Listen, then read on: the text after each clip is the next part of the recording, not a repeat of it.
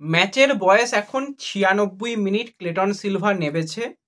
ইস্টবেঙ্গল এখনো পর্যন্ত ১-০ গোলে এগিয়ে রয়েছে। একমাত্র গোল ডিমিট্রিয়স ডিয়ামান্টাকোস করেছে। তো লাস্ট কয়েক সেকেন্ড বা কয়েক মিনিটের খেলার বাকি রয়েছে। যখনই ম্যাচ রেফারি রাহুল কুমার গুপ্তা, তখনই ভেবে নিতে হবে যে যাই হোক, ইস্টবেঙ্গলের খেলাই হোক আর বা যে কোনো দলের খেলাই হোক না কেন, লাল হলুদ কার্ডও কিন্তু খুব ভালো খেলবে। সেখানে লাল কার্ড, হলুদ কার্ড এগুলো তো থাকবেই। ম্যাচ কন্ট্রোল করতে পারি আর নাই পারি, আমি কার্ড দেখাতে পারি। তো সেই রাহুল কুমার গুপ্তা মনে হয় ৫টা না ৬টা ইয়েলো কার্ড দেখিয়েছে, 2টো রেড কার্ড। নর্থ ইস্টের মোহাম্মদ আলী বেমামার, ইস্টবেঙ্গলের লালচং নুঙ্গা। তো অবশ্যই এখনো কিছু সেকেন্ড আর বাকি রয়েছে। মাধি তালাল বল পেয়েছে, হোল্ড করছে কিছুটা, রাকিবকে বল দিয়ে কিছুটা পাস খেলা, কিছুটা সময় ওয়েস্ট করার চেষ্টা চলছে। আর আমি দুটো ক্ষেত্রে ইস্টবেঙ্গলের ভুলও বলবো বা যাই বলো, যে যখন মোহাম্মদ আলী বেমামার মানে কাট খেয়ে বেরিয়ে গেল, তখন ইস্টবেঙ্গলও কিন্তু এমন একটা সিচুয়েশনে ছিল, একদিকে রাকিব, সেও একটা ইয়েলো কার্ড, অপরদিকে লাল, সেও একটা ইয়েলো কার্ড। সেখানে প্রভাতকে নামানো হলো, ঠিক আছে। তো আমার যেটা মনে হচ্ছিল যে কোনো একজন সাইড ব্যাককে তুলে নেওয়া দরকার, একজন অ্যাটাকারকে নামানো দরকার। তাহলে কি হবে, অ্যাটাক দিয়ে গোল তুলে নেওয়া যাবে আর কোনো একজন প্লেয়ারকে কাট সমস্যা থেকে বাঁচানো যাবে। কারণ শেষের দিকে নর্থ ইস্ট তারা চাইবেই যে একটা গোলে তো আমরা পিছিয়ে রয়েছি, একটা গোল যা হোক করে ফিরিয়ে দিয়ে একটা পয়েন্ট নিয়ে বেরিয়ে যাও। অ্যাওয়ে ম্যাচ থেকে একটা পয়েন্ট মানেও বহুমূল্য ব্যাপার। তো এই জায়গাটায় অস্কার অনেকটা ব্যাপারটাকে ডিলে করলো। আর যখন ভিষ্ণু ভালো খেলেছে, ওভারঅল আজকে ভিষ্ণু আউটস্ট্যান্ডিং খেলেছে, আউটস্ট্যান্ডিং।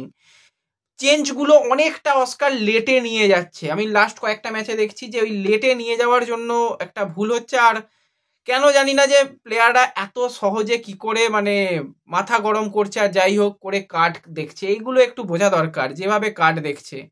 আর আজকে তো ন্যায্য পেনাল্টি ভিষ্ণু দুটো ক্ষেত্রেই পেতে পারতো।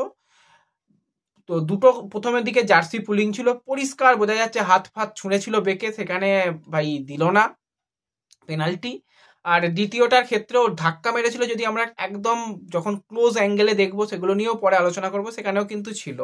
তো এই দুটো জায়গা আমার মনে হয়েছিল যে পেনাল্টি ইস্টবেঙ্গলকে দেওয়া যেতে পারতো। প্রচুর চান্স ক্রিয়েট করেছে, আলাদিনকে আটকানোর যা যা পরিকল্পনা ইস্টবেঙ্গল করেছিল প্রত্যেকটা পরিকল্পনায় সফল। তারপরও আলাদিন কয়েকটা ক্ষেত্রে ভালো কিছু করে গেছে। একটা ক্ষেত্রে হেড দিয়েছিল, সেটা গিলের মানে গিল কেন, কারোরই কিছু করার ছিল না সেই জায়গায়, বলটা একদম অন টার্গেট যদি হতো গোল হতো। যাই হোক, বল লেগে ফিরে ডিফ্লেক্ট বল ফিরে চলে এসেছিল। আর একটা ক্ষেত্রে ভালো বল রেখে দিয়েছিল। তো ২-৩টে ক্ষেত্রে আলাদিন চেষ্টা করেছিল, কিন্তু আলাদিনের সেই আলাদিন সুলভ খেলাটা আজই খেলতে দেয়নি রাকিব। প্রত্যেকটা প্লেয়ার খুব ভালো খেলেছে, বিশ্বাস করতে হবে যে হ্যাঁ এটা একটা ইস্টবেঙ্গল দল, দেখে বোঝা যাচ্ছে যে লড়াই। প্রভসুকান সিং গিল নিজের সেরাটা দেওয়ার চেষ্টা করেছে, একদম ঝাঁপিয়ে পড়েছে, বেশ কিছু ভালো সেভ করেছে। একটা ক্ষেত্রে হেক্টর ভুল করে ফেলেছিল, অ্যাটাক তৈরি হয়ে গিয়েছিল, তো দারুণ কিন্তু সেক্ষেত্রে একদম সুন্দর একটা টোকা দিয়ে বলটাকে সেভ করেছিল। একটা ক্ষেত্রে আমার এই মুহূর্তে যেটা মনে পড়ছে, জিতি নেমেস এবং পার্থিব গগুই যখন দুজন মিলে অ্যাটাক তৈরি করেছিল, সেখানে লাল অসাধারণ একদম ক্লিন, একদম সেখানে বল ক্লিয়ার করা। তারপরে আনোয়ার, আউটস্ট্যান্ডিং আনোয়ার, একদম শেষ দুর্গের শেষ প্রহরীর মতন আনোয়ার দাঁড়িয়ে রইল। হেক্টর বেশ কিছু ক্ষেত্রে ঝুলিয়েছিল, পরিষ্কার একদম, মানে হেক্টরের কাছ থেকে ওরকম ভুল আমরা আশা করতে পারি না। তো হেক্টর সেখানে বেশ কিছু জায়গায় ঝুলিয়ে দিয়েছিল। ভিষ্ণু আউটস্ট্যান্ডিং। মাধি তালালের কথা কি বলবো, ম্যাজিশিয়ান। মাধি তালাল তো গোল পেতেও পারতো। যাই হোক, ম্যাচ এখানে মনে হচ্ছে শেষ হয়ে গেছে। হ্যাঁ, ম্যাচ শেষ পুরো 3 পয়েন্ট।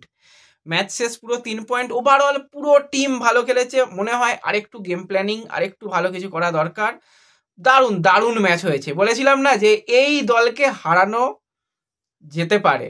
তো ম্যাচ রিভিউ নিয়ে আবারও আসবো। তো পরপর ভিডিও আসবে, চ্যানেল একটু সাবস্ক্রাইব করে রাখো। পুরো 3 পয়েন্ট, হোম ম্যাচ থেকে 3 পয়েন্ট, 1-0 গোলে নর্থ ইস্টকে হারানো। তোমরা কিভাবে ম্যাচটা দেখছো অবশ্যই কমেন্টে জানিও। দেখা হচ্ছে পরবর্তী ভিডিওতে। ধন্যবাদ।